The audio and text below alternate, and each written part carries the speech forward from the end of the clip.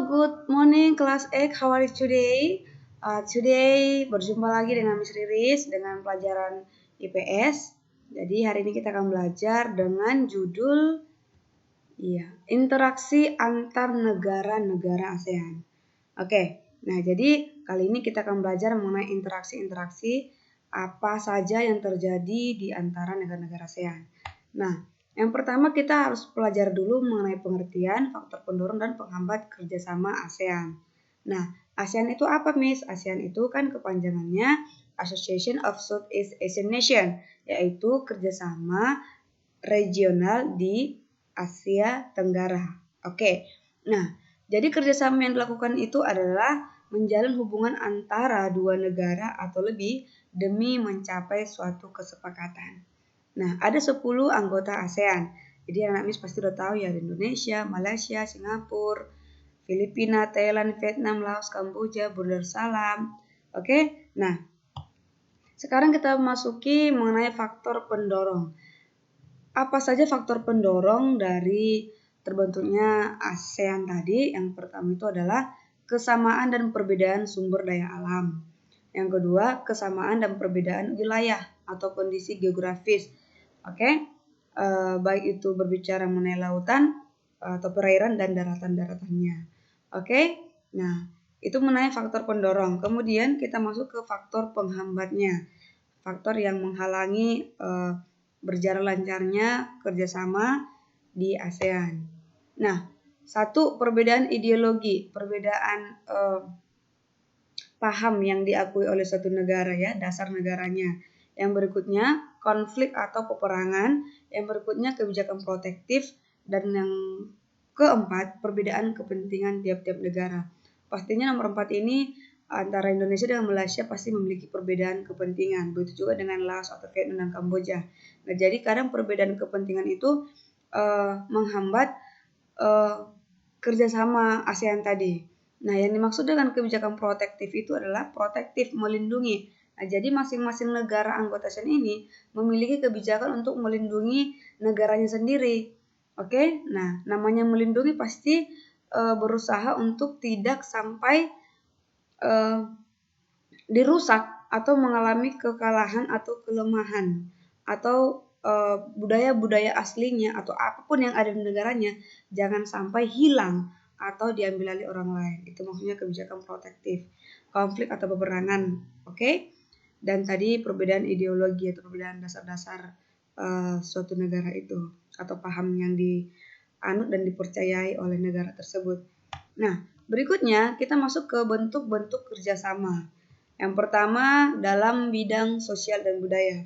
Apa saja sih Miss bentuk-bentuk kerjasamanya? Oke, dalam sosial budaya itu yang pertama pengadaan kerjasama di bidang pariwisata. Makanya tidak heran salah satunya Indonesia itu hampir setiap hari ada wisatawan dari negara-negara tetangga, terutama dari ASEAN. Oke, bekerja sama, misalnya dari Toba, Bali. Oke, nah yang berikutnya pertukaran kebudayaan, kesenian dari film. Yang ketiga penanggulangan dampak bencana alam. Jadi misalnya Indonesia kena bencana alam, negara tetangga atau anggota-anggota ASEAN juga ikut membantu menanggulanginya.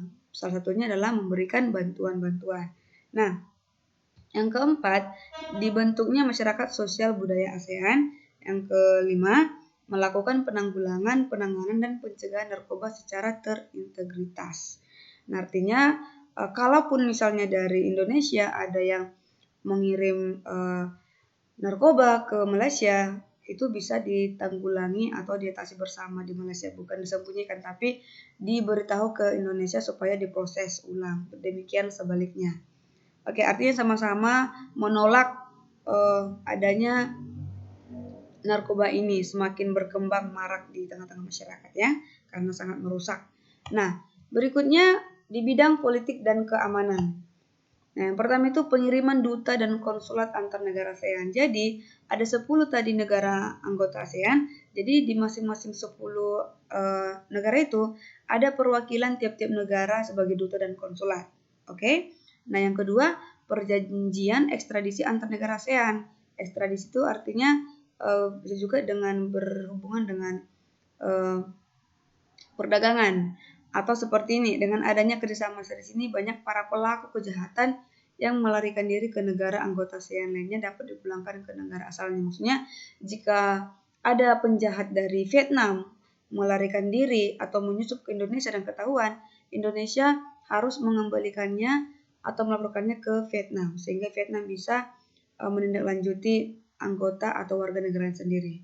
Nah, yang ketiga, perjanjian kawasan bebas nuklir. Tidak boleh saling ngebom satu dengan yang lain. Oke. Yang keempat, kerjasama kawasan yang damai, bebas, dan netral. Nah, yang kelima, ASEAN Defense Ministers Meeting atau ADM adalah negara anggota ASEAN selalu melakukan pertemuan rutin untuk membahas apa?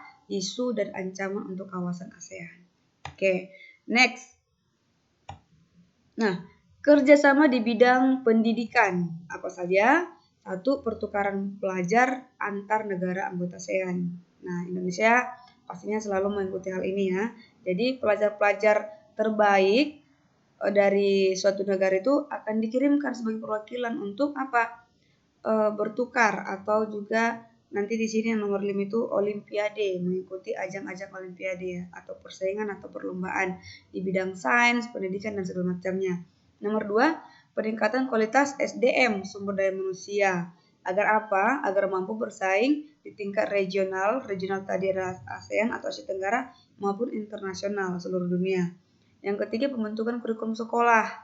Yang keempat, penawaran beasiswa pendidikan. Jadi untuk anak-anak MIS yang mau berpendidikan lebih tinggi boleh mengikuti ya beasiswa pendidikannya. Nah, next,